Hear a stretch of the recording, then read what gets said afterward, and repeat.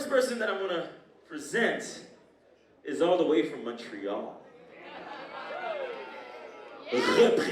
Represent 6-7, the blue side of town. The first time I met this dude was when I was in college doing a talent show. And his crew, Area 51, came down and brought the heat. Believe it or not, as big as he is, this guy was doing backflips, front flips over people. And from the moment I met this dude, I was like, yo, this dude is going to be a problem. Ladies and gentlemen, make some noise for Haya!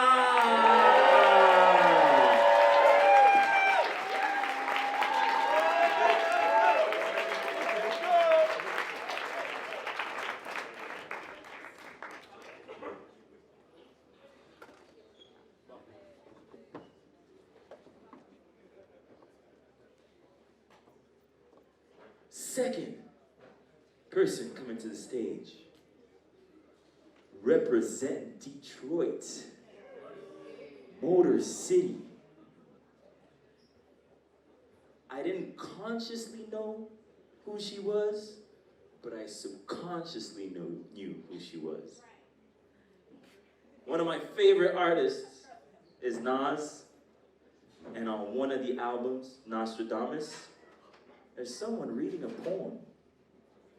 And when I heard her speak, when I went to meet her downstairs maybe like 45 minutes ago, I was like, yo, this voice is familiar. So I literally went on my phone and I was like, yo, let me check Nas's album, write her name down. And I was like, damn, it was her. Ladies and gentlemen, you saw her performing with the dancers. Make some noise for Jessica Carmore.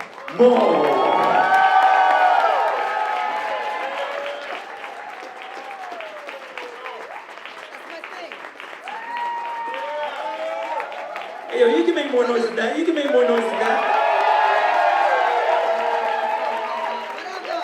You gotta make people feel welcome. I feel very welcome. Excellent. Love y'all. Thank you for doing that performance with us. Ladies and gentlemen, last but not least, if you don't know who this person is, I don't think you should be here. You came to the wrong place. I've been bumping this man's music for a long time. His solo records, when he's part of groups, Black Star, Reflection Eternal. He has a podcast. He has a bunch of stuff going on. He's super vocal online and I love it. Ladies and gentlemen, make some noise for Talib Kweli.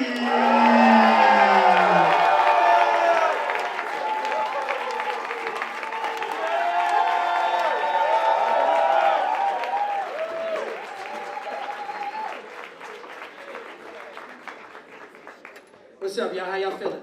Y'all good? Can we turn my mic up just a little bit, just a little bit. What's up? How y'all feeling on the stage over here? We good. We good. All right, word up. Chill. So what we doing? So we're gonna get started. We don't have a lot of time. They call it conference. Okay. We're not having a conference. Oh no, we're having a discussion. We're just gonna talk. We're gonna have a good time. I'm with it. And We're after we talk to each other. gonna dance and socialize to some good music. Oh yeah, I'm gonna be DJing and we gonna dance and we gonna celebrate and we gonna let go of those demons and let that good energy in and we gonna vibrate high and low. 100%. So just as we get it started, I'm gonna start all the way over there and come all the way over here. I want y'all to just, in a minute or two, tell us a little bit about yourself. A lot of people know who you are here, but just in case people don't know and you need to give them a refresher, let them know what you're all about. Yeah, popper, street dancer, choreographer, leader in the community, producer of Jolt Festival, street dancer,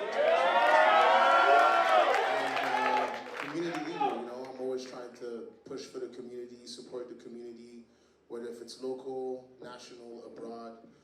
Example, we got the homie from Senegal, Danny Popping.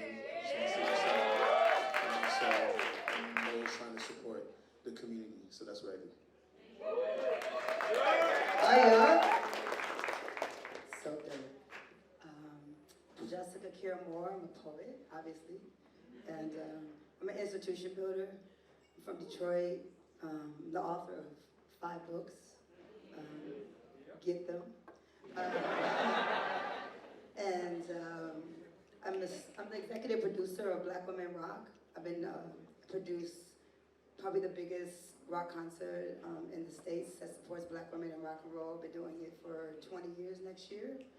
So, yeah, so shout out to that, institution builder. And I'm the CEO of More Black Press. I've been publishing Black poets since 1997. I was a little girl doing that in my apartment in Brooklyn. I published Saul Williams' first book, and Raz Baraka, Daniel Simmons, and so More Black Press will be More Black Press HarperCollins next year because I'm older and bossier. And so now I have a big distribution deal, and a dear friend Brad Waller will be my first poet. I'm working on Talib's book, gotta get his manuscript. It's in his phone. And yeah, he's one of my best friends in the whole world, so I'm just really happy to be here. I curate, and I'm an activist and artivist, and I'm a mom. My son King is at the crib, music producer. The son Omari, I'm on the way to him, he's in Portland, Omari Jazz. And yeah, I'm just a lover of the culture and a part of hip hop culture for a long time. Like Nas is the first rapper I ever recorded with, but I've recorded with several of your favorite MCs. And probably the most recorded poet of my generation as far as rappers are concerned. So if you don't know that, get your Google on. And Talib, I must say, put out my first real record in 2015 called Black Tea, The Legend of Jesse James. It's a jazz soul project, poetry. So I'm on his label. And happy to be here. He has no choice. I'm a bully. Put out my records. I love him. Okay, so how y'all doing? I am Talib Kweli. I'm the son of Brenda Green, the son of Perry Green. I'm the father of Amani, Diani, and Justice. I am the BKMC. I am the Little Lebowski Urban Achiever. I am compassion is my religion, and I'm happy to be here with y'all.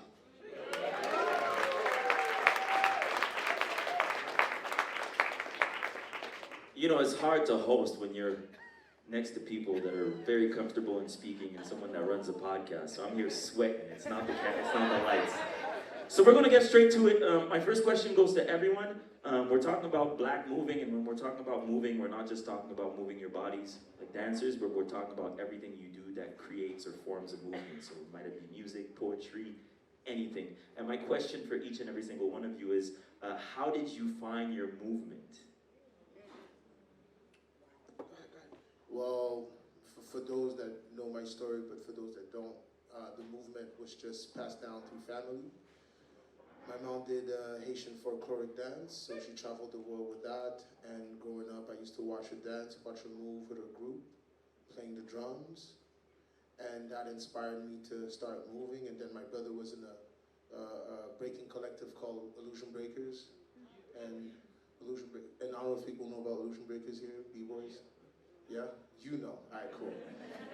Yeah, my older brother, and I'm kind of old, so. Yeah, and yeah, Boogie Boy, and I was inspired by that. So the movement for me is grassroots. It's just something that is fully intrinsic in my existence and my expression and just being, you know, I'm always moving because I've seen movement my whole life. Yeah.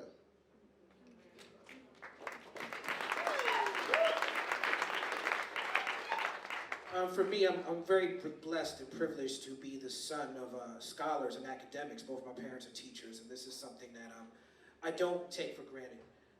But because of it, you know, I got into records very early, but I've never been a good dancer.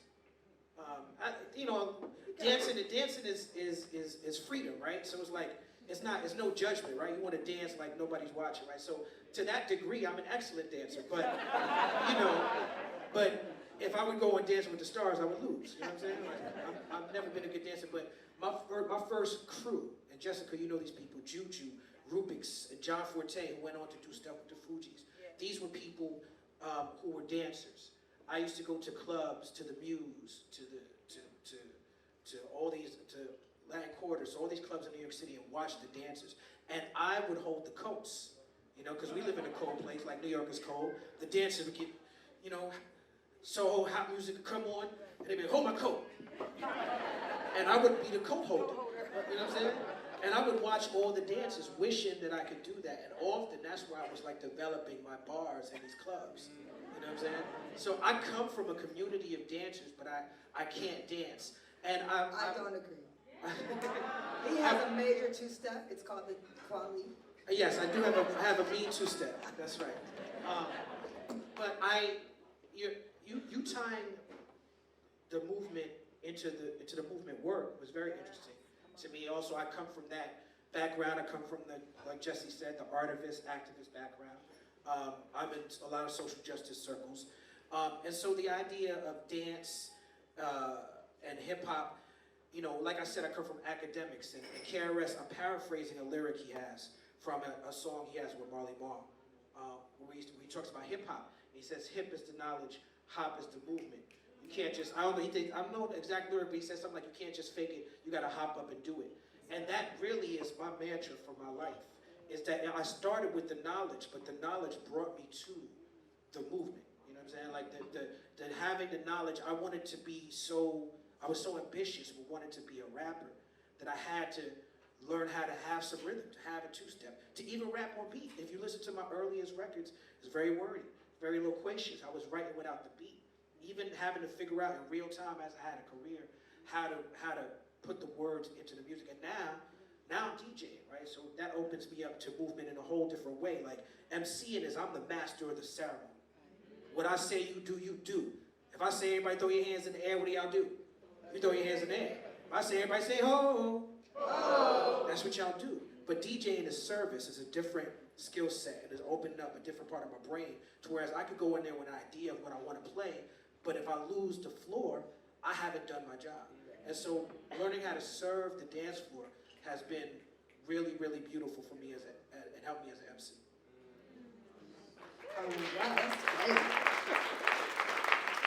So I know how to dance. Just kidding. So I'm from Detroit, from the west side of Detroit. My daddy is Tom Moore. My mama's name is Irene. And I can come from a house of academics. My mother worked for the phone company until she retired. My daddy was a construction worker. So I remember Mary Baraka. I bring up Mary Baraka because he's the father of the Black Arts Movement. So writers and poets in here would know that. So I'm a child of the Black Arts Movement. I'm a child of Tom and Irene, but the Black Arts Movement writers and poets raised me culturally. And I found them inside of this thing called the library that people don't really go to like they used to. But libraries, yeah, but some of them, there was some truth in them libraries because I found Don L.D., Hakeem Adabuchi, and I found Dudley Randall, the Black Poets Anthology. And so I was a very nerdy kind of black girl in Detroit public schools, and I immersed myself inside of the library and poetry and theater. Hip hop also raised me. So I'm from Detroit, so that poem I read tonight for Dilla, why I can write that poem is because he was my friend. I was around him when he was on the east side in his mama's basement making his first tracks. Before Talib and the Soulquarians and Erica and all these people in New York knew him, I definitely knew him first and worked with him. And more importantly, I was just friends with him. We just hung out all night after the club and went to Coney. He was a really quiet, beautiful, unassuming person in the room. But that's why I call him the quiet assassin, because he was just a genius. And I went to New York before he did Fully, but I went to New York in '95, because JD was at my going away party. So I had my tribe. My tribe in Detroit was like Jay Dilla, Proof, Slum Village. Eminem I wasn't friends with him. He was around Proof. Proof was the MC that I was friends with, rest in peace. Batin was also my friend. I've lost a lot of my friends that I came up in Detroit. So hip hop was like this thing that I was a part of because as a poet, I forced myself into the hip hop spaces. Because unlike New York, Detroit had no poetry cafes and shit. So I had to read poems at hair shows or at regular ass clubs where booty dance music was playing. I didn't give a fuck where there was a microphone. Yeah. What? Booty dance? Booty dance. You know what I'm saying? Like, Luke, face down, ass up. That kind of shit. You know what I'm saying? Booty dance music. Hold the pole down to the floor, like all that shit. So I was in all them clubs with like regular motherfuckers. It wasn't like backpackers. We're from Detroit, we drive cars, so the backpack was not necessary. I'm just saying. People, yeah, you have a backpack on the stage because you're from Brooklyn, so it makes sense. But in Detroit, the backpackers there, we were just like emulating a style. We didn't need the fucking backpacks. We had trunks for our cars. Anyway, so, but there was a culture there, underground culture I came from. But poetry truly was where I found, I remember Yassine Bey, who's a dear friend to both of ours, shout out to Black Star, looking at my poems one time and being like, yo, you write different. I don't write like that, even though he's a poet as well. But aesthetically, I understood that I was writing not inside the beat, that I was creating my own music with my language that I created, and that music, when I decided to make it, I realized had to follow me because the music was in the language for me. And so that's the difference between me being a rapper and why I feel very comfortable as a poet, because I like to have, I don't know, like the quote that is my mantra is Maya Angelou, and I fuck it up all the time, but she said, I use my imagination to create my life. And that's me. I created my life in my imagination. And a black girl imagination in America is not something that's easy to have. And so that's what I live on, and I've been a full-time poet for 30 years, you know, because of that. And I'm happy if none of y'all knew me before today, because now you got some work to do.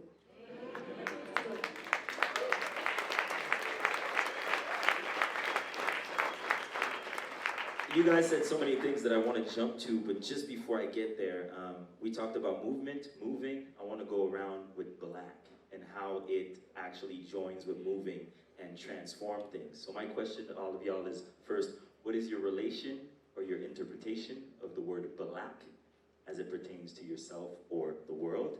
And then how did that impact your movement once you found your movement? In the sense that, you know, I was in computers when I was younger, and the further I went into computers, I realized that the movement or my interaction with it becomes completely different once I acknowledge or I realize that I'm different because of my blackness. The whole paradigm changes. Well, I'm in a group called Black Star. And what's interesting is that when we first came up with Black Star,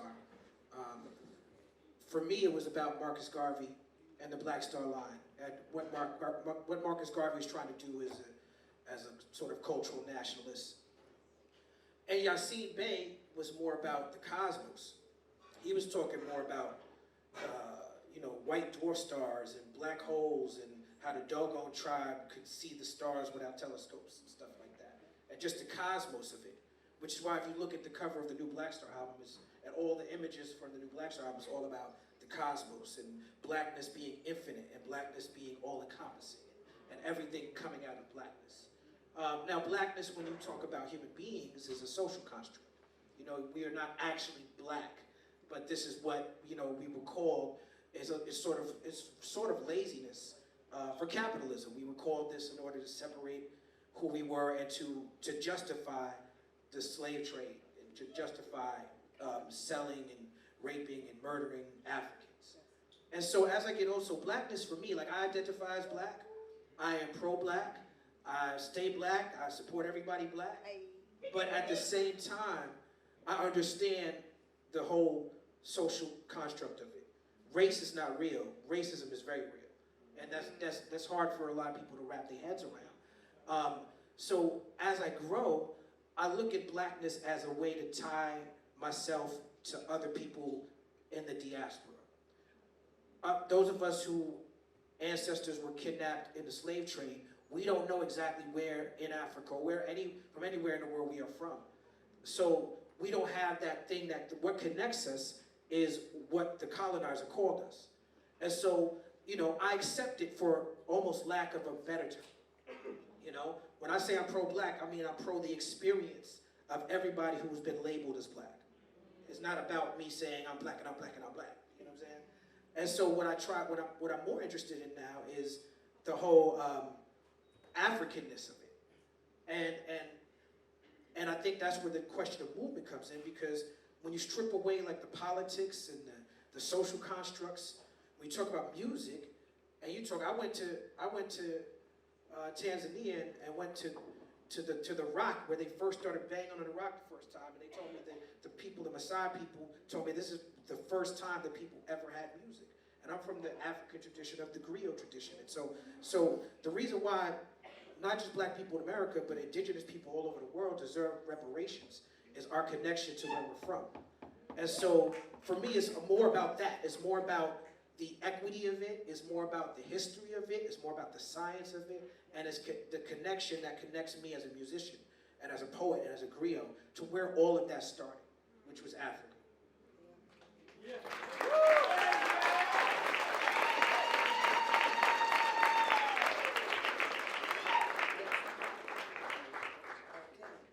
So I'm from Detroit. Everybody is black there, okay? Except for Eminem. Except for Eminem. Eminem is the blackest white boy in the fucking world. Listen, he can even get it. I'm just kidding.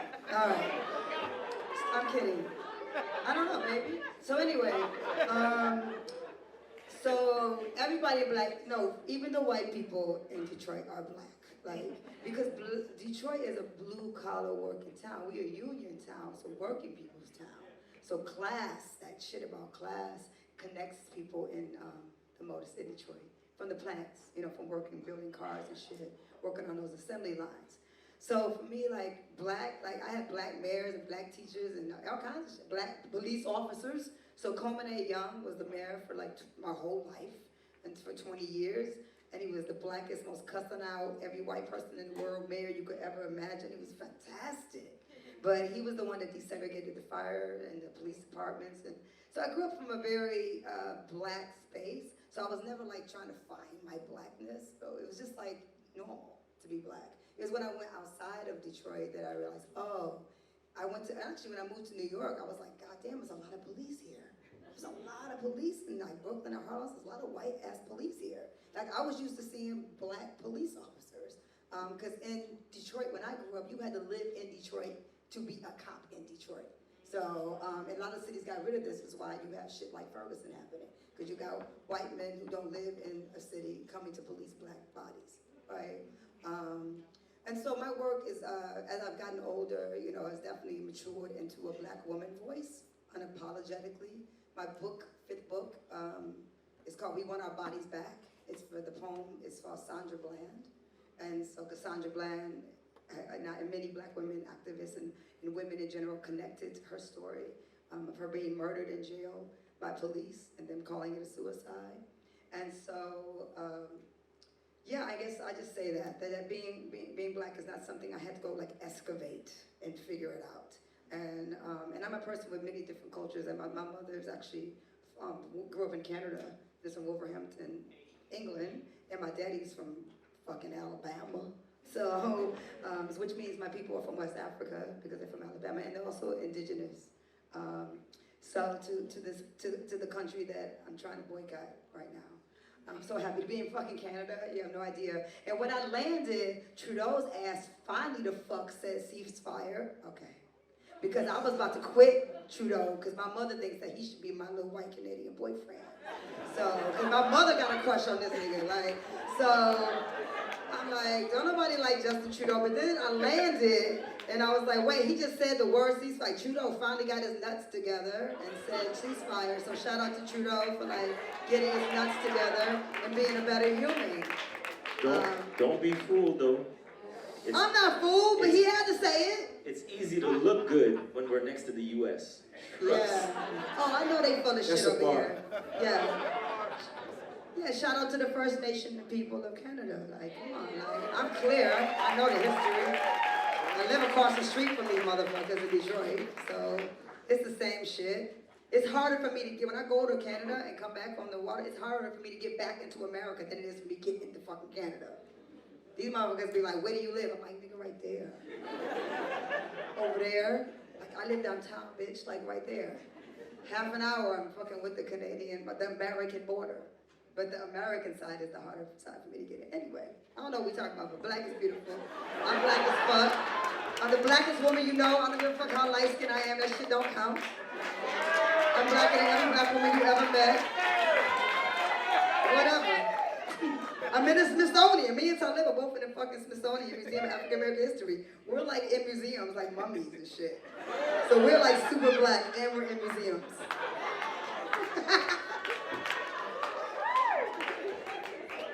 We're going to get back to that comment. Not only the museum, but colorism, but just before that, Monster. Oh, no. To get, or Haya, should I say. Yeah. Well, I think for me, it's there's something complex about the question. Simply in the idea of the term black, I would associate to that when I was younger, as a kid, being in the culture, but also I lived in Florida at a certain point in my life when I was a teen. And going to live in Florida, being Haitian descent, I remember going there, Oak Ridge High School in Orlando, Florida. And I was like, hey, I'm Haitian Canadian. And my black American friend was like, don't say that you're Haitian, because if you say that you're Haitian, then people are gonna start jumping you or are gonna attack you for the fact that you're Haitian, you know? And I'm like, wait, well, I look like you, we're the same, but then there's something that switched when I realized, all right, there's an ideology that is specifically American to the idea of blackness. Am I Afro-descendant? Am I Haitian descent? I have a Nigerian friend, but you said something about when we are detached from our roots, so I understand that my Nigerian friend is still connected to her roots, and she doesn't associate to that. I would just say, honestly, with full humility, that I do not know, you know? I do not know. Like, I do connect to the idea of blackness. I know the difference. I grew up in a social fragilized community, in the probabilities that were supposed to have me not be here and dancing and doing choreographies and traveling the world. So I understand that I connect to the plight, but I had the harsh reality when I went to live in Orlando, you know? And there's a difference. It's like, oh, you're Haitian, or you're African, or you're this, you know? And where do we belong to that, you know? And I'm not saying that I'm bitter about this, it's just that it's a reality that I lived. So what is blackness? That's my question.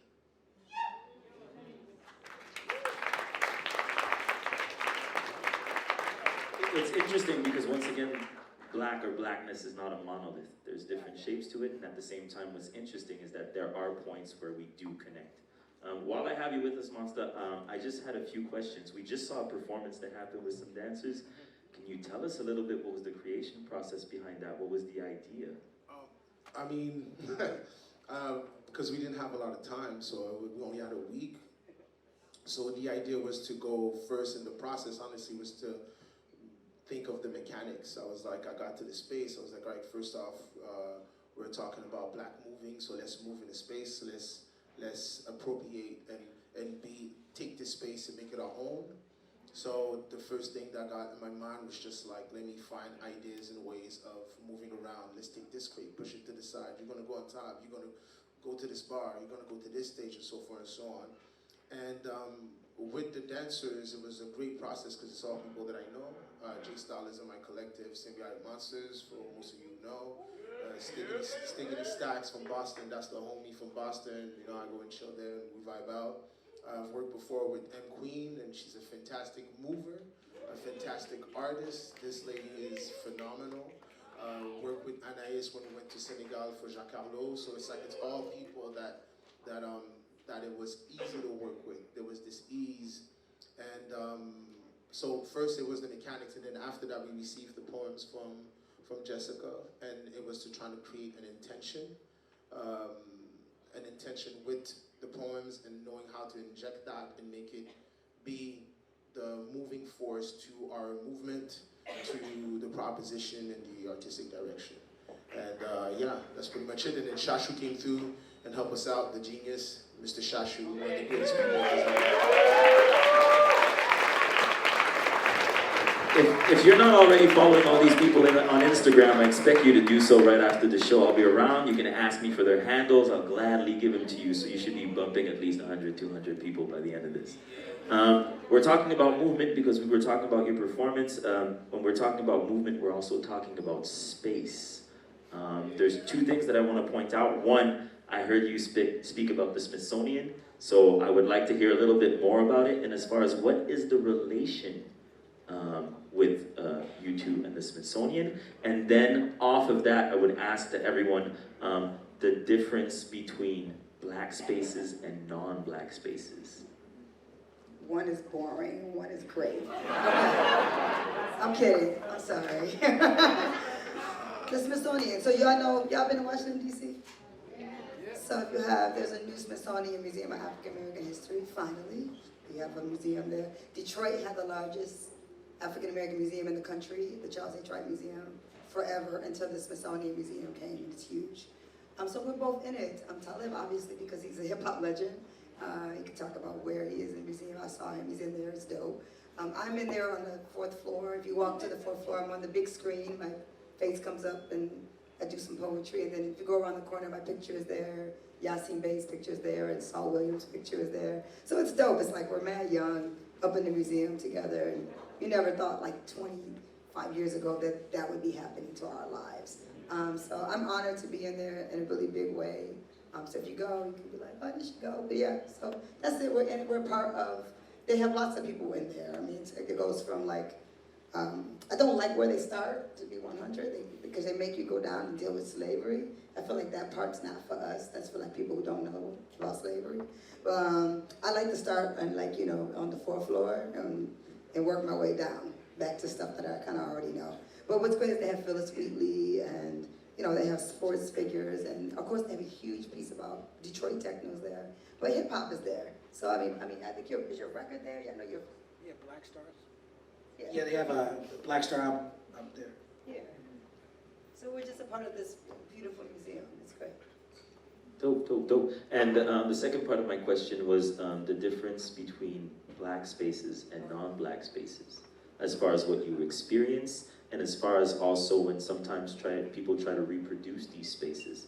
Something that's very common, let's say in hip hop, where we've seen for people who have traveled, Monster, I'm sure you've experienced this, knowing what black spaces in hip hop culture is home or in the United States, and then going maybe somewhere where there aren't black people and they're trying to recreate these black spaces. Well, I'm a power in numbers guy. I don't know if y'all are having this discussion in marginalized communities, in black communities, in communities of color in Canada, and I would like y'all to educate me if y'all are. But in the States, obviously, there's a lot of divide and conquer that comes down from the top of these oppressive systems and seeks to separate people into what you were just talking about, what you saw in Orlando. Orlando is like the Mall of America, you know what I'm saying? Orlando is like the worst and best example of America that there is. Anybody ever seen that play? What's the play by the South Park guys? Oh, the play by the South Park. Yeah, it's on Broadway. It's amazing. Book of Mormon. Book of Mormon. Oh shit. They got the song, the Book of Mormon, Orlando. You know what I'm saying? Because they're letting you know that that's how it is, right? And so there's a lot of in the social media era. There's a lot of conversation about black people, black Americans pushing back against the term people of color. Do y'all have that discussion here? Yes, we do. Okay, that's a discussion I'm very. That's a discussion I'm very interested in because I am someone who embraces that term, right? I embrace the term people of color. It's like it's not like we can talk semantics, but I'm not even talking semantics. I talk about the idea of intersectionality, the idea that we are stronger together and we all have a common enemy. And whether you were an indigenous person or a Latino person or a gay person or a fucking disabled person, you know what I'm saying? Like we all are victims of a white supremacist system and ideology. And just like we talked about. So I say that because I don't want to parse the difference between black spaces and non-black spaces. I'd like to parse the difference between black spaces and white spaces. Because non-black spaces, I feel like let's just get right to it. You know what I'm saying?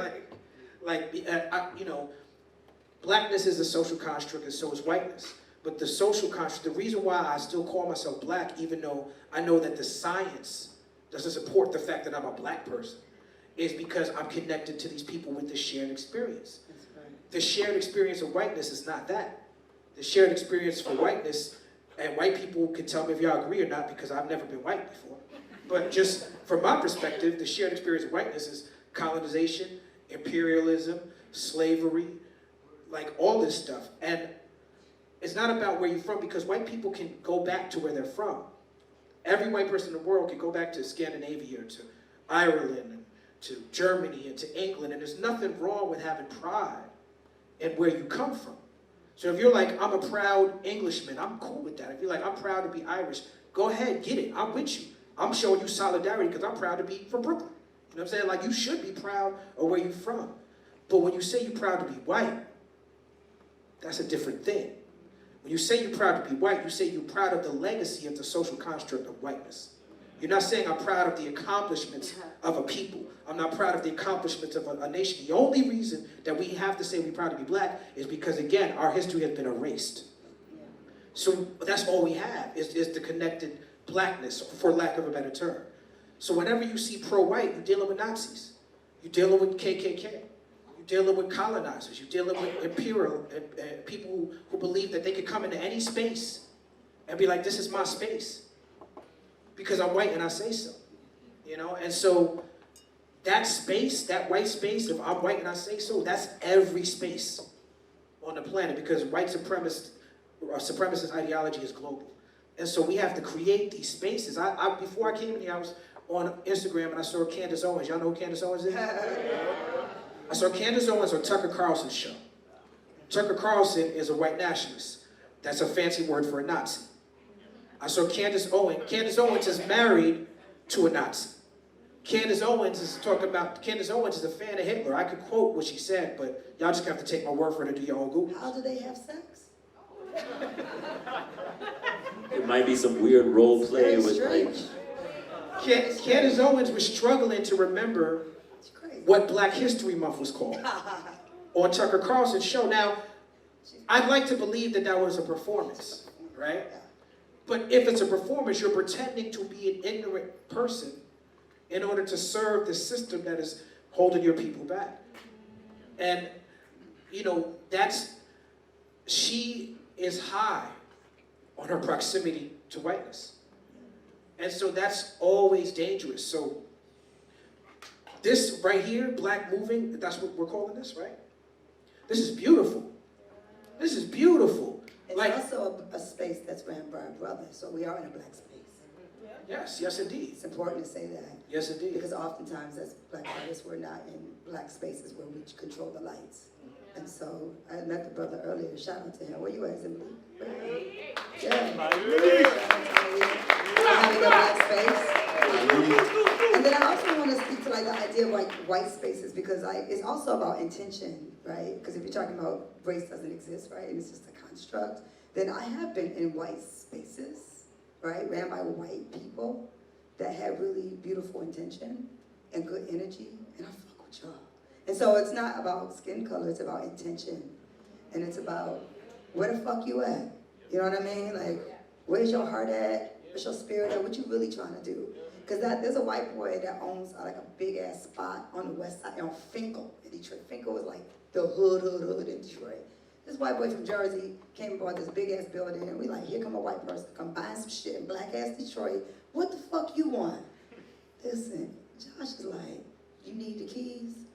What you need to do? You need me, you want to film some shit in here? Like, here go the key and the code to the door, Jessica. And he's doing that with all of us. So he understands he a white boy with privilege that could buy some shit in my city, but he's giving everything that happens in his space benefits black community, and it's ran by us, not him. He gets the fuck out the way. And he says, here you go, what you want to do here? But at any time. I've never called him and said, yeah, I need this. It's tomorrow, I need it. He's like, okay, you got the keys. That's it. So if you walking like that, then yeah, fuck BIPOC, POC, all these politically fucking terms. I don't like none of that shit. Because I remember I was in a meeting once when a girl person was talking and she said BIPOC like 20 times. And I just asked her to fucking stop. She said, and BIPOC, and BIPOC, and BIPOC. I was like, fucking shut the fuck up. I'm not a fucking BIPOC. What is that? To me, acronyms are a way for white people to feel comfortable around people who don't want to say black. People scared of black love people of color. People love saying BIPOC because it's a fucking acronym. Nigga, just say black. I'm very comfortable with just you saying black. It's not an insult to me. It's like, thank you. Black, black, black, black, black. Blackly black. I'll take blackly black over BIPOC. Fuck that shit. I'm just saying it's a way for white people comfortable. Black people did not create those acronyms. Maybe BIPOC folks, maybe they did that. I wasn't invited to the BIPOC meetings. The BIPOC cookout. Big BIPOC. She's pushing back against big BIPOC. And I'm BIPOC. I'm all of that. I'm black, indigenous, public. I'm that. I mean, I am that, right? And I'm a fucking woman. But, yeah, fuck that shit. Hi. Well, for sure, I sense a difference. For sure, traveling in different spaces that has street dance and in different parts of the world. And whenever I come back here or if I go to the States, it's like there's something that definitely is more in the idea of community. There's little codes, onomatopoeia that comes out, you know, handshakes, vibes, connections, and for sure there is a slight difference, or actually a huge difference. But I think also it's just, it's distance, you know? It's just distance. There is a barrier, if I'm speaking specifically for what we do, whether if it's like street dance, if you rap, if you do music, it's like there is also a language barrier. So there's that, you know? So if somebody doesn't speak the language, there's a barrier there. Like first I spoke French.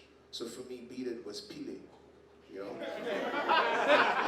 And pile, you know, they're laughing because people use mash to mash something. Like I thought he was talking about mashed potatoes. You know, it's like... Yo, that's Haitian, bro. Yo, that's Creole, that's not even French. that's Creole, that's what it is.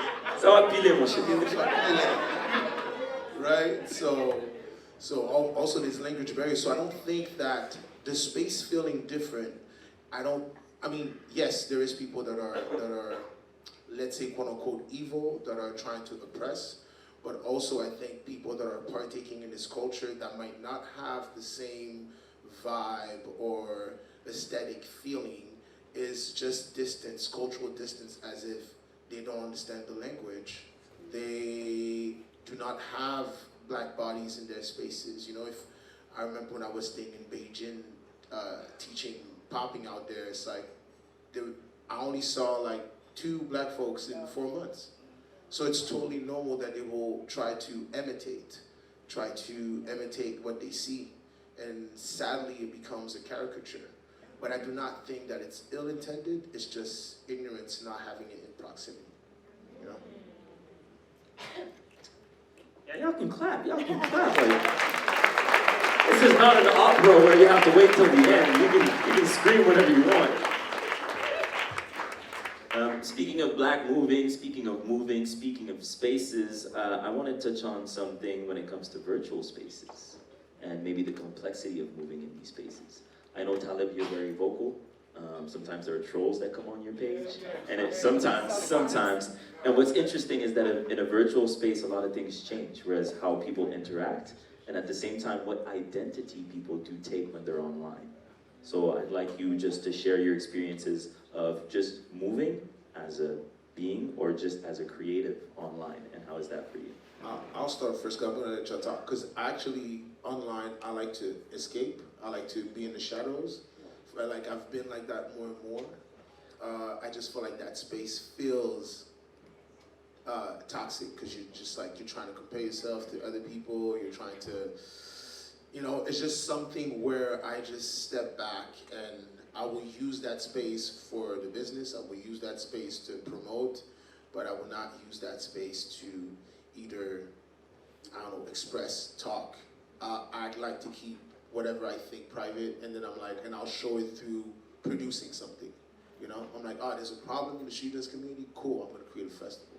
But I'm not going to go online. And so, as a black body in that space, I like to, I guess it's trying to protect myself, you know? I just like to eclipse myself and be like, all right, cool. Let me just put the work in the forefront, and I'll do more of the work in the background, you know? So when you're speaking of protecting yourself, is it because you feel that the space is not safe? Is it because you want to conserve your energy? Yeah, I think it's, thank you for clarifying that. It's conserving my energy. I think it's, you easily just get drained out from this constant comparison and having to upkeep a certain image and I don't know. It's like I don't want to play that rat race no more. You know, I just want to be in the back and do the work, produce stuff, put it in the forefront, show out if Axel asks me to build out a choreography or something, and then hide again. And then my last question, just because it falls on that before I move on to you two, is are you perhaps maybe, is it something that you've thought about maybe being afraid of being erased because you're not present in these spaces? Because just a quick example that might not necessarily relate to you, there's been like big problematics online when it comes to black creatives, specifically dancers, being erased because maybe they're not present, the light is not on them, or they're being shadow banned. But I feel, yeah, I understand that, and I think, again, I repeat myself on the idea of producing things. Like my approach would be, well, and I have this conversation too with Stacks. It's like, let's build infrastructures. I'd rather build an infrastructure where you cannot erase me because I have the infrastructure. And then Stack has his infrastructure in Boston. And I don't know, Rashad has his infrastructure in Washington, D.C. And then we all like, all right, cool, I'm gonna hire you to come through to my thing and vice versa, comparatively to hoping that I do not get erased through the system or through online or whatever. Because I feel like the status quo, that's what they have, is strong infrastructures. And that's what we need in our communities, you know, before anything, you know? It's like, if I think here specifically of the Haitian community, it's like, on n'a même pas une caisse des jardins. Sorry, I said it in French. It says we don't even have like a Haitian bank here. You know what I mean? And we are the biggest immigrant community in Quebec. But listen, what we used to have a caisse des jardins, though, supposedly. Victor, on a perdu ça. Sorry, I'm going to French again. We lost it. Yeah, you know what I mean? So supposedly, if I make my research right, but what I'm trying to say is that infrastructure is the most important thing before the masquerade of any online thing. I am focused into like building foundations so that I'm good and I could be like, yo, Jay, you gonna work. Yo, V, you gonna work. I call yo, Seven, you gonna work. We all gonna work. That's what I'm focused on. That's how this happened tonight.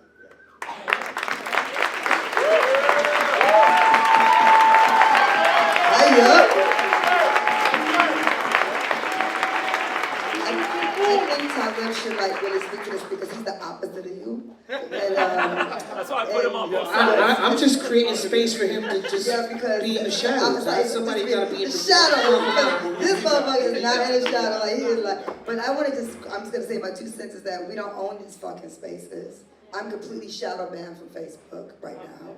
None of my posts are seen. So I don't know why Instagram, they own, same motherfuckers own that. Yeah, so we're not, we're talking about spaces we don't operate, so I'm into institution building. I'm not into shadow. I'm not into being in the shadows. I'm a very upfront person too. And either, whatever, but. That's how you got shadow banned. Yes, I got shadow banned because I talk too much shit. And so now you can't see none of my posts. So like, I would like some platforms. I wish you would start a platform. I did, qualityclub.com. Like a social media platform. It's not quite there yet. I know, it would be amazing though, because all the shit talkers, you wouldn't care, you would just allow us to get busy. But honestly, because these spaces control our voices. Like Facebook, and Instagram and TikTok is why we don't now I have to get on fucking TikTok to get some real fucking news. That's crazy as fuck, but that's the truth. Before it's like TikTok's owned by China, don't get on TikTok. Now it's like everybody's like, yo, get on the fucking TikTok. Because everything else is like filtered through somebody else's control. And so, yeah, I'm a pretty outspoken person, but I'm not as outspoken as Talib Kweli. And I don't engage, I block. Because people who are friends who don't like him come for me. So I'd be like, oh, I'm gonna block this bitch. Here she comes. So, you know what I mean? I mean, like, I done blocked so many motherfuckers, trolls, based on just him, just being like sitting next to him, I get trolled. And so I'm happy to get him, fuck him. And so, yeah, I'm gonna let Talib speak about this shit. I mean, I use social, I hate it. I'm online because I have to be. I use it to promote the things I'm doing like this. Like you look at my current social media posts, besides Free Palestine, because I'm saying that. And besides that, whatever. Besides that, I'm talking about the show tonight. So I promote my events and talk about the culture, move culture forward in my media posts, and support other people doing cultural work around the world. That's what we're supposed to do. We're supposed to be like, help each other, promote the shit that Aya's doing. Now I know all these new dancers. What you doing? I'll promote your shit. That's what it's for. And other than that, is to push the world forward in a better way. Now we like Talib. We're trying to use our platforms to push people into being better humans. If you could do that on a platform, we're giving a fucking try. And I think because of it, because of a lot of black creatives and content creators, we have changed people's ideas of what they thought they knew about a certain region of the world that they were completely miseducated about. And we're all learning together, right? Some of us already knew about what was happening with the occupation in occupied Palestine when we were 17 and 18. I certainly did at Michigan State University. I've been knowing about it, but some of us were like, what? What happened? Like, they're just learning. You know, some of y'all in your 20s or 30s, maybe y'all didn't know. We grown as fuck, we been know. You know what I'm saying? We've been reading books for a long time. And so we know. We know about apartheid in South Africa, we've seen it, and we definitely have friends from Palestine. And I have lots of my Jewish friends are the most rowdiest activists, you know, anti-fucking imperialism, anti-occupation Jewish people that I know. So that's the Jewish people that I know. So I don't know anything else. I don't know. I was like, where? I don't have any Zionist friends. All my friends are like real, beautiful Jewish people who are down with community, down with hip hop, and are anti-fucking human. People children being killed anywhere. There's no side. Let's stop murders everywhere. That's the answer. But I don't know. This has nothing to do with religion. So anyway, I'm gonna shut up. But that's what we have been using our platforms for that, and we have been getting shut down because of that. So that's real. We've been getting censored. And so, but Talib really is like has a huge, million plus followers on Instagram. So he has to deal with a lot more bullshit than a lot of people. And I'm really proud of him. People don't like that he's fighting with people. That everybody wants him offline. I did have my moment. I promise I did. Like, can you just fucking stop? Because it's giving me a heart attack. But when I've seen him do it, and I know that he's drinking like a tea, and he's really calm, I'm like, this motherfucker is chilling. Everybody else around him was like having nervous breakdowns. He's just like, I'm about to fuck these Nazis up. You know what I mean? Okay. Nazi number 3, and he's like going in, like responding to motherfucking bots with like 1 follower. I'm like, but they have 1 follower and no picture. Why are you responding? He was like, no, fuck that. I'm going after him. He's going after him. So give him some love for that, because that's not. I don't do that shit. I block him. You ain't got no picture. I block you. He's balancing the algorithm. He is. I just have one line to say is that I also highly revere and respect people that have the strength, the courage, and the eloquence to be able to be in the forefront and face those kind of challenges. I just think that I don't have that kind of energy, but it demands that you have energy for 10. So salute about that. Salute for that.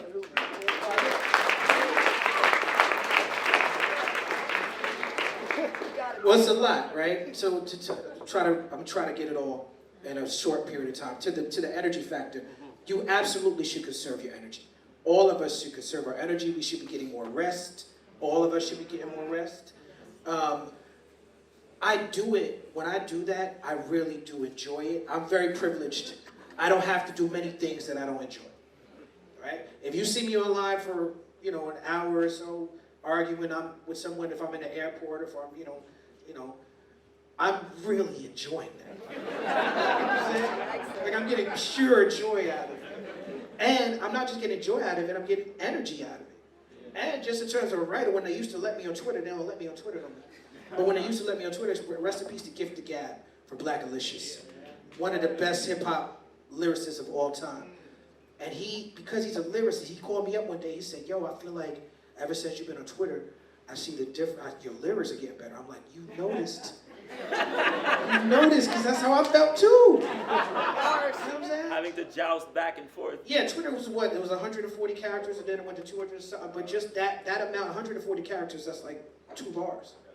Or, you know, maybe 4 bars you could fit in there. It's like, to be able to get your thoughts out eloquently, like you said, in that short space was a great exercise for me.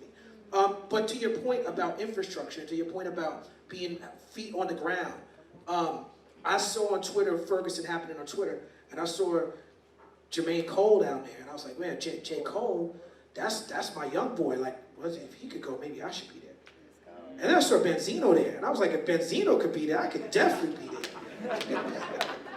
And that's when I went, and Jessica came with me, and shout out to Rosa Clemente, but that was a movement that benefited from the gift and the curse that is online, you know. And look, if you're a comedian and you got 1 million followers on TikTok, that don't mean you're gonna kill it at the club.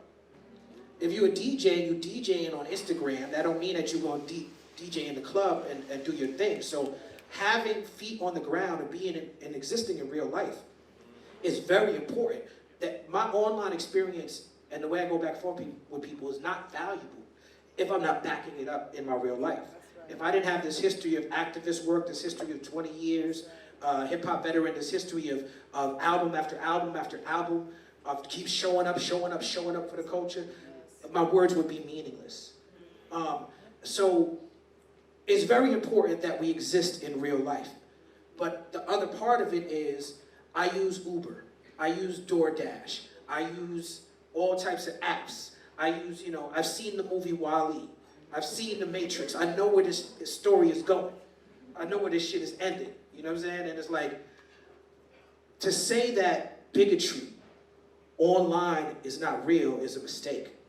To say that, well, that's just not serious because it's only on Twitter or that's not real, that's a mistake. When you see me arguing with someone who could be a bot, most likely they're not, but they could be, right? Or they could be just some random dude who's having a bad day, who started an account just to fuck with me. You know, he just has no picture or whatever. I'm not actually arguing with him. I say that on the Black Star album. I'm not talking to them, I'm talking through them. I'm highlighting an ideology. I'm combating ideals just because they are not, and of course, Jessica, I'm not directing this at you, but just because someone is not present, just because they're anonymous and they're not showing their face, or even, let's take it to the worst case example, even if they a bot, will some human being program that bot to have influence? And just like we have the Arab Spring and the Green Revolution, and what's going on right now in Gaza, the world is changing. This is largely due to online movements. These are beautiful things, but also Donald Trump won because of online movements.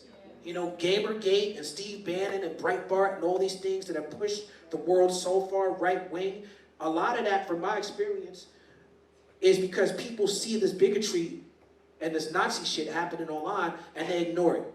Because they're like, oh, those are just neo-Nazis, as if neo means something other than new. You know? Oh, those are not real Nazis, they're just neo-Nazis. That don't make no sense to me.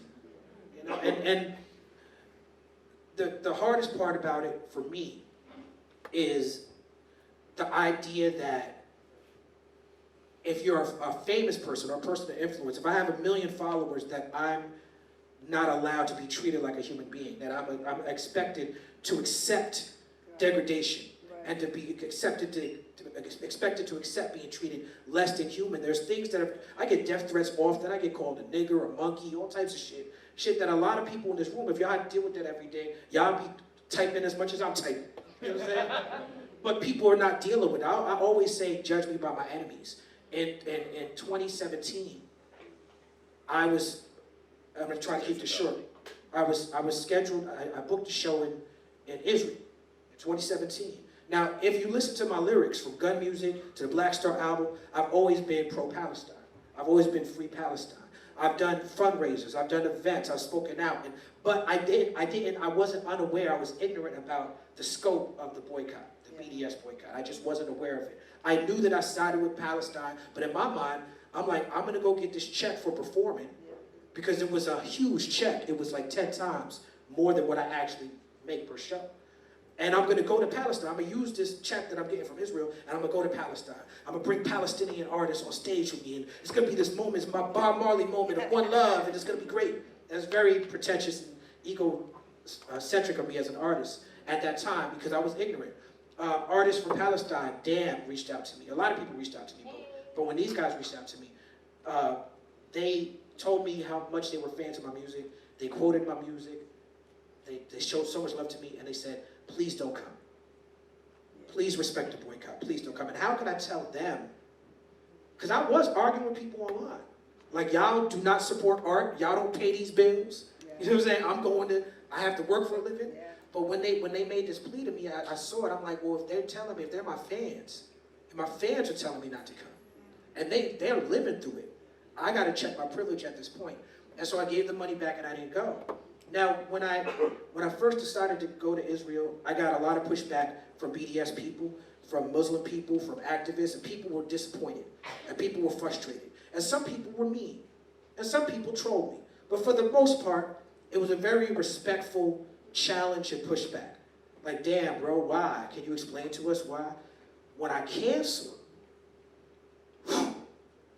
Zionist trolls, that's a whole different beast. When I canceled, the death threats was coming, the niggers, the monkeys, you black son of a bitch, you this and that. It was relentless. I've been trolled by the best of the best. I've been trolled by David Duke. I've been trolled by Julian Assange. I've been trolled by ADOS, by FBA, by anime nerds, by incels, you name it. K-pop? No, they haven't. I don't fuck with them. I have a lot of respect for them.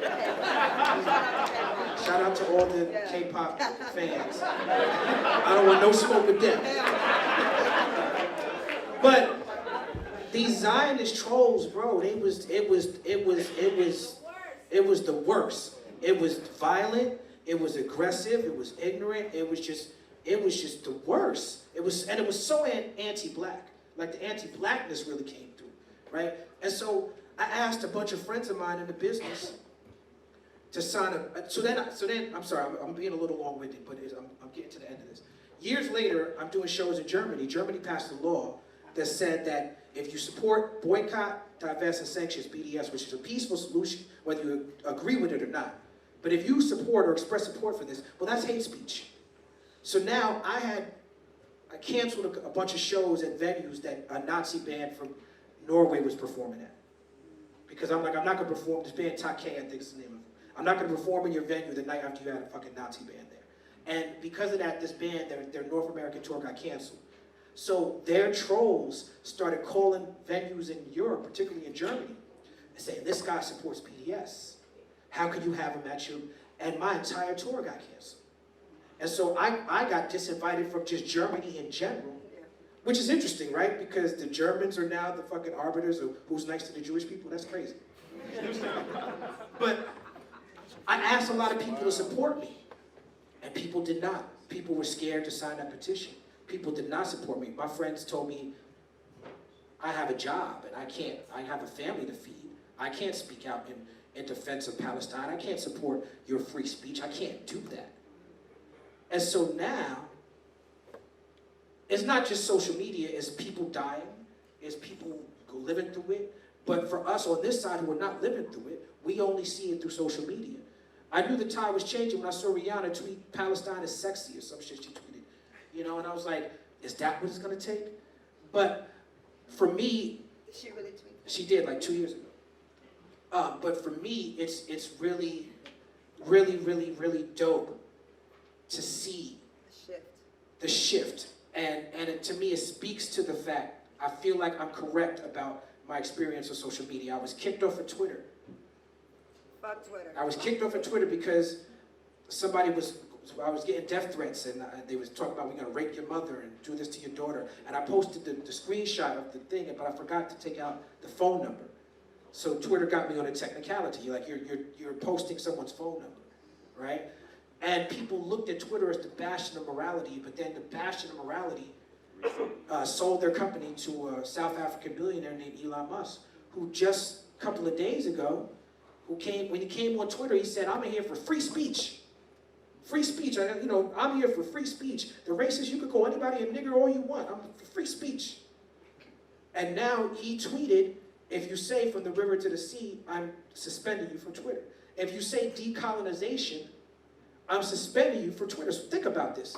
A white South African who was a child when they had literal apartheid, literal colonization, who now owns Twitter, is telling people on Twitter, you're not allowed to say the word decolonize.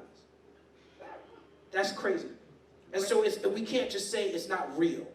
So, listen, I want all the smoke for everybody who doesn't want any of the smoke. I will be out there fighting all the Nazis and all the imperialists so that y'all can relax. I have no problem doing it. I enjoy doing it. I love doing it. We're not on Twitter. Don't credit me with a good time down here. We are not on fucking Twitter. We're not on Twitter. We all gave up our Twitter. Still talking about black Called it movement. X. It was disrespectful. Oh, yeah, It's true that. X Twitter. Still talking about black moving and movement being something that is constant but also changing. I want to talk about all the movement and the changes that all of you have gone through. I know you make music, you have a band. I know you run a festival. I know you've been having a podcast for a while. So I'd like, and you DJ as well. So I'd like y'all to touch a little bit on how those transitions came and what these transitions brought to you on an artistic side and even maybe on the personal side. I ain't talking about all my changes, baby. It's a lot. You don't gotta talk about all of that. But I don't know. I'm an institution builder. What's his name? What's the black man that's talks real crazy? Used to be really dope, but what's his name? He's real left to the. Come on, it's a brother. He was gonna build a school with black automatic. Dr. Umar. I would like to speak about Dr. Umar. So I used to fuck with Dr. Umar like a lot, because I mean when he first came out, I was like, oh, he's on some revolutionary shit. Dr. Umar is going to get Saucy Santana and DJ Academics together for the culture. Dr. Umar, be quiet. So your mutual friend or activist, I don't know him, but I know you cool with him as activist, forgot his name, put up this post with Dr. Umar talking about hip hop 50. Did you see this shit? Yeah, I spoke on it. You spoke on it. Okay, so I want to speak to it. So I'm a person that to me is like, I don't wait for people to put me on. I don't wait to get like a record deal or whatever. Like I have built literally my entire career building institutions that support my art. An institution builder. So like what Axel did with this festival for 5 days, that's who I am. Especially as a black woman in the culture. We're often not given microphones or space to do anything, to dance. We're always like, oh, I'm even the only woman up here. So, and there's that part. And so I think Axel probably could have, or should have probably joined us for the conversation since she produced the festival. And so my issue with Umar, he made some comment about there would be no hip hop institutions. What's 50 years of hip-hop? There's no hip-hop institutions. We're going to speak about that. And I'm like, shut the fuck up. Because what is an institution? Like, how do you define what an institution is? And also, hip-hop is not one-dimensional in that it's not just a bunch of rappers. Like, I am a part of hip-hop culture as a poet. But I've been publishing fucking books. I'm a book publisher since 1997, putting books in print and getting them in bookstores. That is a part of hip-hop culture. So I'm an institution builder, more black press since 1997. Black women rock since 2004, 2006, in National Black Arts Festival. You can't tell me there is a whole movement of hip-hop pedagogy. Our friend Narcis teaches here at Concordia University. Like, there are people fighting for a hip-hop curriculum. I'm one of the people that helped to write and form curriculum around hip-hop. I've taught Talib and Nas and Dead Prez and Yasin. I taught them inside of jails and prisons. That's fucking institution building. Yeah. You can't tell me hip-hop culture and us who are like 45 and up, that we are not the educators, scholars, dancers, festival creators. That's institution building. So if your narrow view of hip-hop is only rappers, then you're fucking don't even know what hip hop is. And That's real talk. yeah, I don't like That's real talk.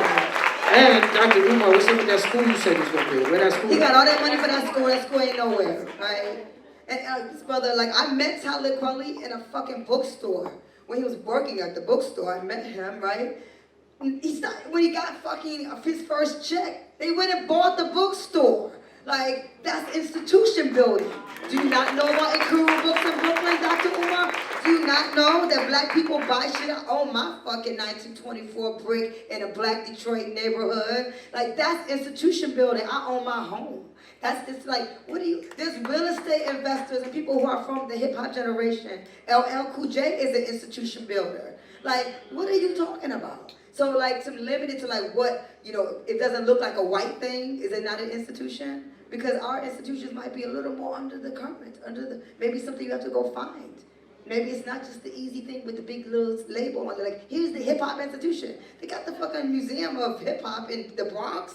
They've got one in Oakland. There's all kinds of spaces where black people have taken up space in the name of hip hop in different spaces. And so, anyway, I don't even know if that has anything to do with anything, I just want to say that.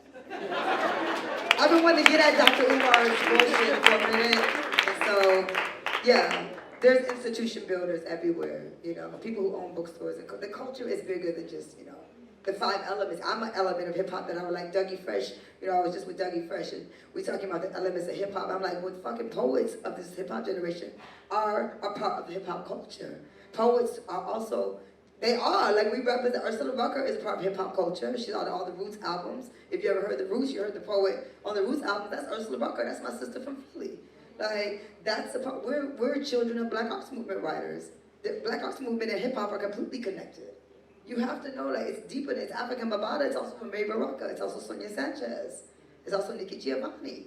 It's like, we don't put all these boxes and shit. Like, but it's just, it's unfortunate that, that people are just kind of limited on what they, and it's like, you don't have to be famous to be an institution builder. You don't have to be famous to build an institution.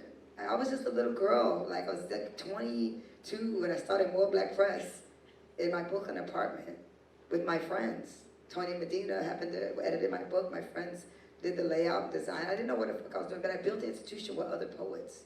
And so, I don't know, that's happened in lots of spaces. Natalie from Floetry has an institution that she built around poetry and hip hop in London. Like, it's not a national thing, it's an international thing. There's poets in South Africa who have institutions around hip hop. So anyway, it's a global movement. We know this, and so when people speak out of place about it, I don't like it.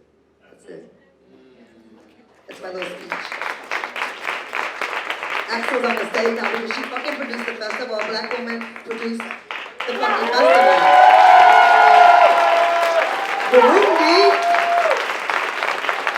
in the building. Oh, you want the question?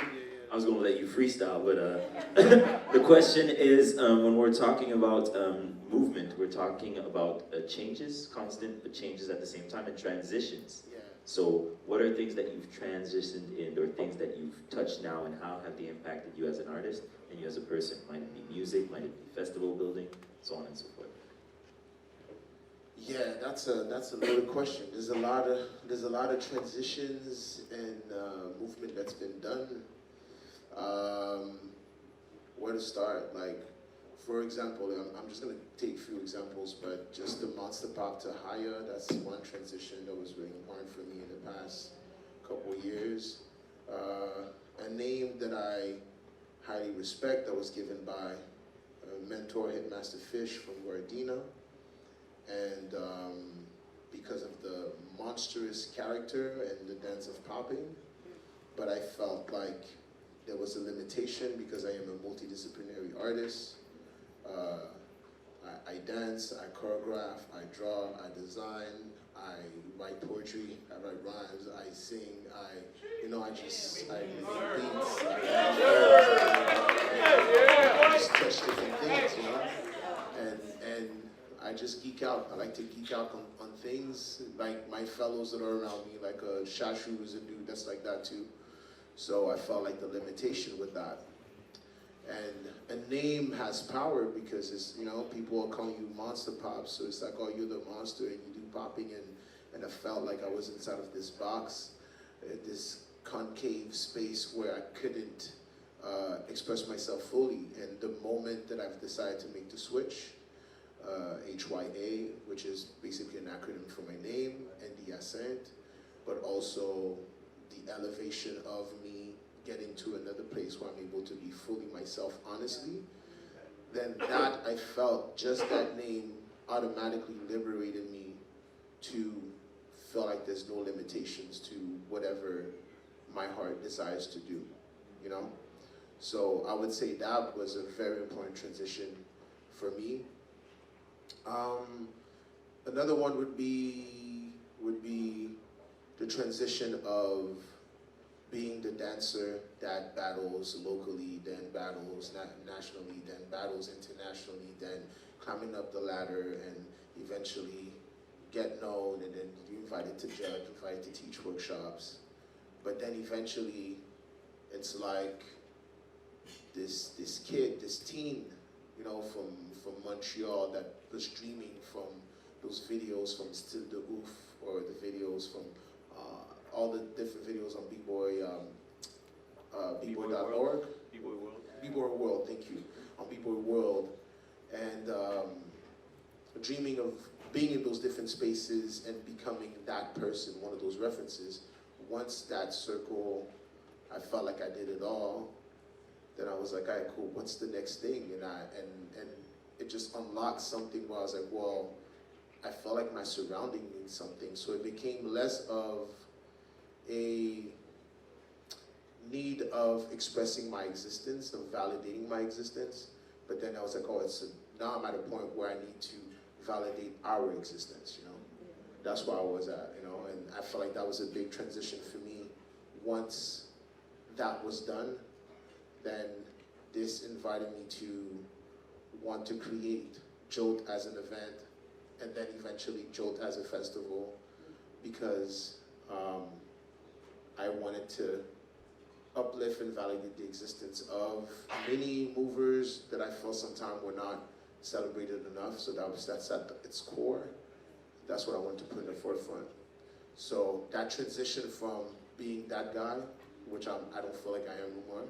I'm not interested in being that no more, but being that guy at a certain point to, all right, cool, how can I make sure that I facilitate the possibility for people that are in the outskirts of certain movements or moving differently, for them to be in the forefront, put on the limelight, and be celebrated, you know?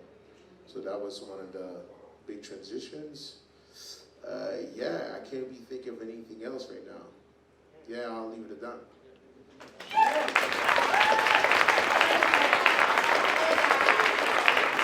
When did you decide to be a label owner?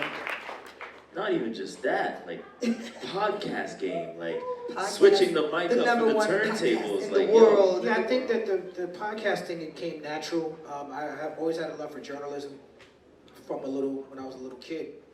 And I respect journalists. I think journalists are not respected enough, and I strive to be like a good journalist. And I love the culture. I recognize that I have a unique place in the culture. I have a unique voice in the culture. So the Midnight Miracle with Yassine Bey and Dave Chappelle was something that happened over the pandemic. But People's Party is just like a mix of, shout out to Combat Jack, rest in peace. He was early on the podcast scene. Gil Noble, who had a show called Like It Is back in the days. He used to be on ABC, where I'm from. I'm just trying to show love to the people, and also, just being a label owner is because of just having ownership and being independent. And for everybody who wants to support the music, you can go to Bandcamp right now. You can buy the new, on your phone right now, you can buy the new Black Star album, produced entirely by Madlib. Black Daughter's on it, Yummy Bingham is on it. You can go to QualiClub.com, our website. You can buy the new Talib Kweli Madlib vinyl, Liberation. We're going to have it on the DSP soon. You can buy Liberation 2. Jessica Care, Liberation 2, that's right. Thank you. Liberation 2. You can buy Jessica Care more mugs. You can buy Jessica Care more books. You can buy Jessica Care more vinyl. Tomorrow at Maktaba, I think is the name of the shop. I'm going to be at Narcy's shop signing my book, Vibrate Higher, I think around noon. I think there's a protest happening at 2:30, so we're going to be there at noon first. So meet me down there, and I'm transitioning into the best version of myself. Super duper star. Get it. Oh, I need to say that I'm a rock and roll artist, by the way. And he putting out my rock and roll album. We're going on tour like tomorrow and shit for like the West Coast. Yeah, we leave for 10 days to the West Coast. So Rock and Roll Nigga is out. It's a song you can get on iTunes. And yeah, Rock and Roll Nigga. That was the name of the record. He made me change it. So anyway, Rock and Roll Nigga is the Hey, we gotta sell this out, Jessica. I know. You can't say the name of the song. That's the name of the song. But The you name can of the song is Rock and Roll It's called Nigga. Rock and Roll Nigga. She wanted to name the album Rock and Roll Nigga. I was did. like, come on, slow down. I did. Anyway, it's still out. The song is out, and Super Duper Star, he's on it, is on. So please get it. It's a wonderful, amazing vocalist named Stephanie Christian. She's a badass rock singer from Detroit, and our group is called We Are Scorpio, so it's on all the things. So please follow us, find us. Yeah. Thank you. We put the record out. Time is ticking. We're slowly going to wrap it up. Yeah. I'm going to open the floor maybe for 2 questions. And I mean questions, not rants, not personal affidavits. So I'm going to pass the mic to question number 1. Thank you. This question is for Sister Jessica. Jessica, my name is Dina. I'm a Montreal-based poet, spoken word artist. Thank you so much for your work. Thank you so much for your legacy, for your example. I wanted to ask you, based on what you started, the way you started the piece, you were talking about sisters getting up. And I just wanted to know if you would touch on what we need as Black women to create a more loving and nurturing Afro-Femme future. Wow. Okay. I love you. Thank you. I mean, just what you did, you know, we have to love each other. I created Black Women Rock because I wanted to fill up a void. It's for a woman named Betty Davis. We lost Betty Davis in last year, 2022. She was married to Miles Davis, and she was like many Black women before her time, and under-celebrated, the same way Joy is, and Timur Kali, and Imani Azuri, and Sate, right here, if you don't know Sate. She's one of the biggest Black rock artists in Canada, who lives in Toronto, who comes to do my show. Black Women Rock became this sisterhood that I didn't have, that I needed, desperately needed, because this industry does not make space for Black women who are like me, who decide, if I'm naked on stage, I decided that, not someone else told me to take off my clothes. But how many deals I turned down and shit I turned down because I wouldn't do a certain thing. Refusing to, right? And getting the fuck off the floor. And that poem specifically is about like how I decide. I have the privilege of being able to decide how I walk in the world as a Black woman. And our voices, as you know, are very silenced. And the only way I fix that, though, is I don't complain about that. I just create space for other Black women. That's why I call out my sister Axel. I'm like, she created the festival, why is she not sitting up here with us, right? It doesn't make any sense for her to do all that work, and she's the reason why me and Talib are here. That's it. I came here because Axel asked me to. That's it. But making space and make sure that we're not holding up patriarchy. Sometimes I've been very much a part of holding up patriarchy, my own self, right? But creating space and putting us in the center, right? Not in the back. And I put, you know, I'm unapologetically a Black woman at all times. No matter who I'm talking to, I don't care if it's Germany or France, but I don't change. Like, oh, this is for my white people audience. I'm like, this is who I am. Either you fuck with me or you don't. But loving each other, affirming each other. I love Black women so much because I see you, I know you, and I see you for real. Like I understand what it's like, right? What it's like to feel invisible in a lot of spaces. And so how we fix that is that we make each other visible, and I see you, and I see you. That's it, and I see you. And I write for us, I write about us. I hope I answered the question, but thank you. I got time for one last question. Dang, two. Steve, only. Oh, I got you. Don't Probably worry gonna about it. spin like I got you. what? You ready? We gonna dance. We gotta do play Super Duper Star, make them stand. Whole ass Canadian video version. Shut up. Good evening.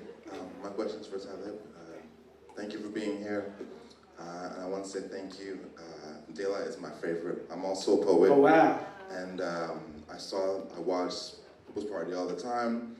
And I want to say thank you for just literally holding Maceo in that moment. And I want to ask you about how do we promote within what hip hop is space for what you did for positive male mental health in the lyric, because within, we're 50. Yeah. How do we make it, I see it's happening. I know that it's happening, but I think there's still this idea that it can't happen. And that we have to, at a certain age, switch lanes. Yeah. Whether it's podcast or acting or something else, move into something else, because people don't want to hear us talk about what it means to be black and alive at 45, 50, 60, Amen. 70. So how do we make space to talk about that and be whole? Yeah, thank you for that. Rest in peace to Dave. Thank you, Dave. Dave John LaCour from De La Soul. That was a really tough one. De La Soul created so much space, not just for people like me who didn't see myself. I grew up in the inner city, but I didn't grow up as a street dude.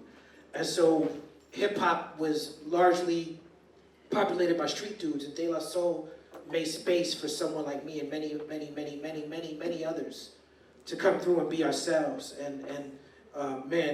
Dave is so important. But they also made space for street dudes who was dealing with, gangster lifestyles, to be like, you know what? There's another way. I don't have to do that.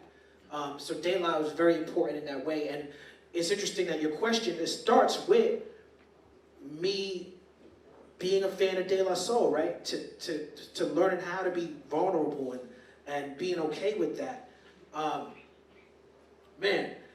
There's a conversation in hip hop right now around my brother D1 from New Orleans, and I just came from New Orleans. Shout out to D1. I've been imitating him all week. I've been like, I love you, brother, all week. Because D1, we talked about intention earlier. He has the best of intentions. He loves his brothers. He loves his community. And D1 does the work. Not only does he do the work in the community, he does the work in the schools, he does the work in the churches. I'm not a church dude, but he's a church dude. He does the work. He's not one of these pie in the sky, prosperity gospel type of Christians. He's more of a liberation theology type of Christian, and that's the type I can get with. And so D1's words are valuable and they're important. But he's getting pushback not because of his words, and not because of the truth of his words, but because of his tactics and the way in which he tried to embrace his brothers, Jim Jones, Meek Mill, Rick Ross, and he criticized their lyrics, and he criticized them being men of our age, or we all 40, 45, 50 years old, and and according to D1, he's like, y'all still talking about the same stuff. And so there's a way to have that conversation and invite people in instead of kicking them out. And for better or for worse, that did not happen with the D1 conversation. And these men, some of them, a couple of them responded aggressively, and now we have to have another conversation about how we talk to each other. I like what my son had to say about it. I think my son is one of my favorite people on earth, because when I met my son, he was a beast. He was a drug dealing, street, gangsta-ass rapper who was known in them streets, and then he went to jail. And then he came out of jail as a social justice activist. And he's way more famous and way more powerful and way more known, and his voice has way more value in our culture as a social justice activist, because he's able to code switch, he's able to speak the language, he's able to embrace our brothers. I don't know how to do it exactly.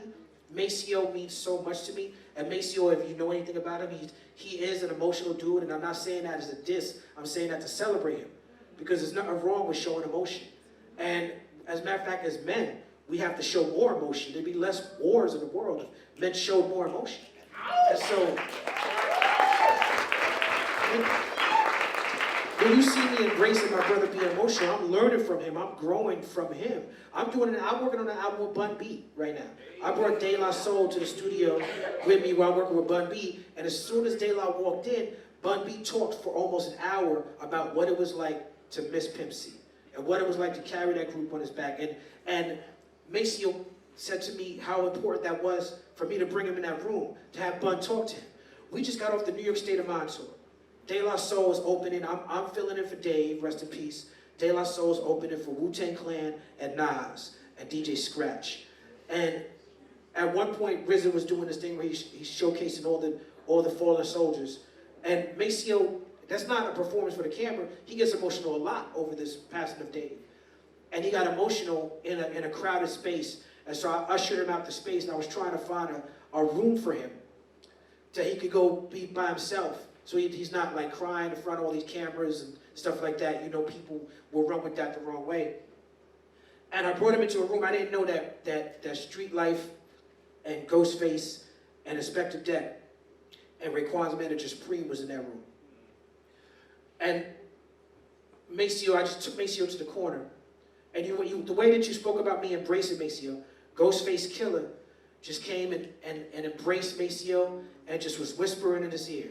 And whispered, they was locked in a hug mode and whispering in his ear. I don't know what he was saying, but whatever he was saying, it made Maceo, it just felt right. And then we all embraced. And so now it's me and Inspector Deck, there's Street Life, and Supreme, and Ghostface Killer, and Maceo, and we in this brotherly hug, and we talk about how much we love Dave, and they're telling Maceo how they're still not over losing Old Dirty Bastard. And every night, Old Dirty Bastard's son, Young Dirty Bastard, is out on the stage with the essence of his pops doing those verses. And Ghostface is like, there's some nights that we don't make it. Some nights, the whole Wu-Tang Clan is breaking down crying, and we got to just hold each other down. And right in that moment, Method Man ran in the room. He said, niggas is in here crying and shit. What the fuck's going on here? Which was also what we needed from our brother. Because we needed that moment of levity. And we needed that moment of joy to add on to that moment. So it's about letting it all out and being honest with each other. And it's about continuing the legacy. Dave is still here. Old Dirty Bastard is still here. And they're still here because we still here. And no dead goats. No dead goats. Word is mine. So we're about to wrap it up, and just as we're talking about keeping it moving, no dead goats, legacies, maybe I want to ask each and every single one of you one question, and it is, what do you hope, what's the change that you hope to see within your time, your movement, and maybe the legacy that you want to leave behind? That's a huge question. Yeah, of course I had to end it with a huge question. Come on. I mean, I've been building my legacy my whole career. So I think it speaks for itself. You know, I'm about ownership and honesty. I would like to see more black women in these spaces, in the forefront, in all spaces. Like that was like, because I flew into Chicago to see Talib on the Nas and Wu-Tang tour. Because I recorded with everybody on that tour except for De La Soul, who I love. I love him so much. I'm big fans.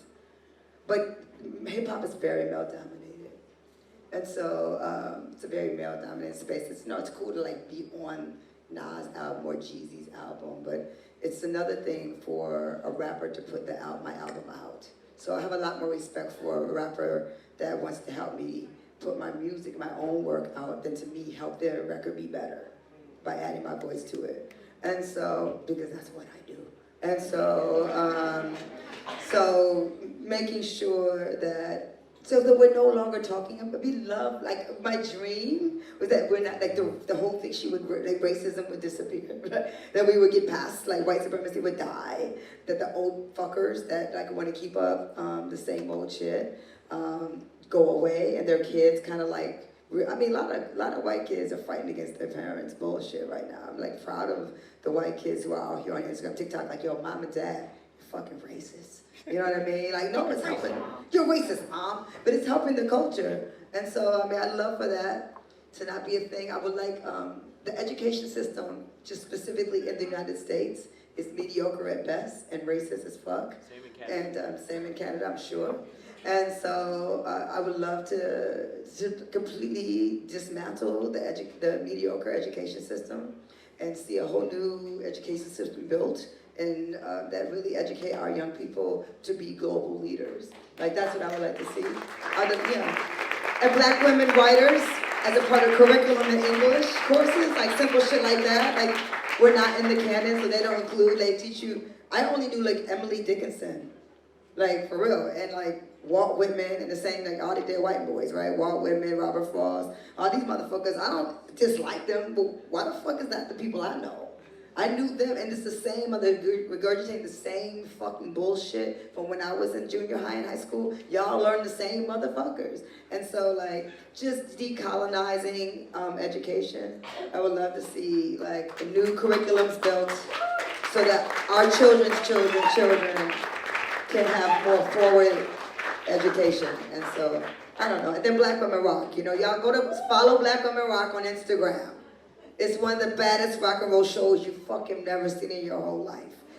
And Black people created rock and roll, motherfuckers. So it's our music, it's the blues sped up, so if you didn't know that, well, it's an education for you. So yeah, so it's our music. And so I would like for like that to not be a thing to say. I would like for people to just know like basic shit like that as a normal thing, you know? And then it'd be nice for racism to be eradicated. Like, I would like for that to go away. It's like so 85 or something. It's like, it's out of date, it's stupid. Why y'all talking to, oh, y'all kind of young. It's so 65. It's just, I'm tired of it. You know, it's exhausting for Black people to have to deal with this dumb shit. And so, I would like that to be eradicated. But my legacy is I'm an institution builder. I'm a poet. You know, it's a very important thing to be. And that I was authentic. My voice is an authentic one. And that nobody fucking owns me. That I work for myself. And what I can say for sure is that no motherfucker didn't make me can't cancel me, motherfucker. So if you didn't make me, you can't cancel me.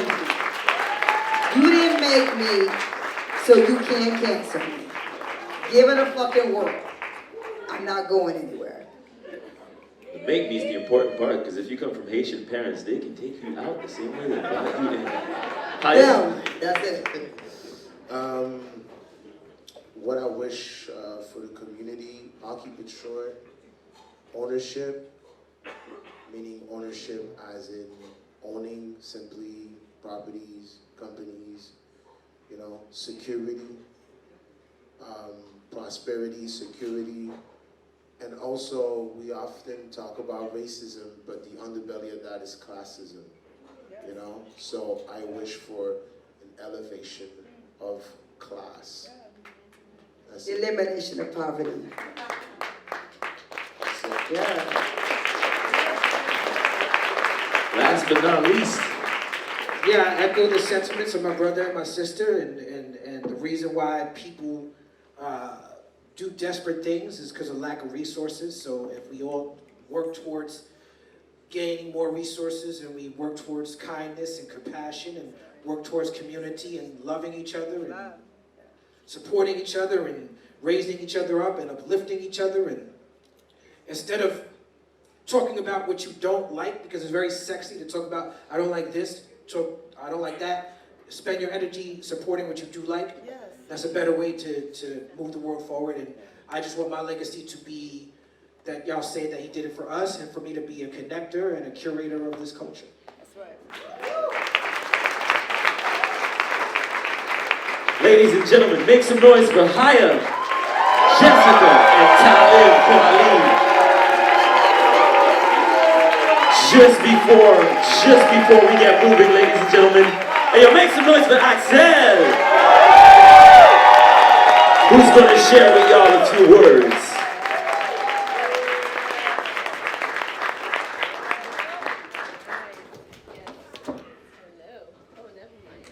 Hi.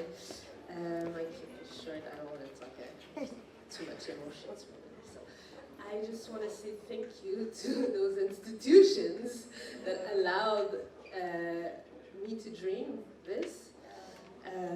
Le Conseil des Arts du Canada, le Conseil des Arts du Québec, le Conseil des Arts de Montréal et la Ville de Montréal. So these are a lot of institutions. And just so you know, 12 years ago when we started this company with Cherry, I hope she's still here, I called them to get funding to fund hip-hop and street dance. And they told me, you can't apply. It's not art. Yeah, so that's the first phone call I did. And we kept going, we went there in the office trying to explain how this is art. So to have all these names on my sheet today, I really feel happy that they finally support me. Thank you to Oscar and Malik for allowing me to be here and welcoming us like we're family. Thank you to Haya and all his dancers, J Style, DVD, M Queen, Rise, and Stats. Thank you, Shashi, for jumping in and just being the greatest. Thank you, Jessica Kermore, my dear friend, and yeah, she just supports me so much. Thank you. Talib Kweli, thank you for accepting the invitation. Afternoon, because there was no one else that could do this job. Thank you for your knowledge and your presence. Holding the space for everyone for this time. Playground Studio for the videos, animé for the photos. Also, a lot of people helped me be here, and Tina here, Christina. Partner in crime, who's sitting in the shadow right now, and she's the reason I'm not crazy, because I'm just like, and she just keeps me in check, not dreaming too big sometimes. So Justine, Bia, Fali, Ashraf, Destiny, Ernest, Charissa, Sandra, thank you for all the bénévoles. Merci aussi là, je sais que ici, Ali, my boy, yeah, still here from high school. Dauphin Hoy, Savan, Rochon Promptet, Carla Etienne, I think they're all here, this is amazing. And last but not least, the community. Just for being such a wonderful family, helping each other with all our dreams. So I'm gonna stop talking, and what's gonna happen now is we're gonna move everything. We're gonna listen to Talib, and we're just gonna celebrate and let everything that we felt during the discussions, during the performance, just let it out. That's what we do in Africa. So in my culture, we just dance all the time. We celebrate. We're cooking, we're dancing, we're walking to get water, we're dancing, we're singing. So this is part of the culture, and this is, for me, a tradition. So I just invite you to let it go with your body, so, and just be together in the same room. So thank you for being here again.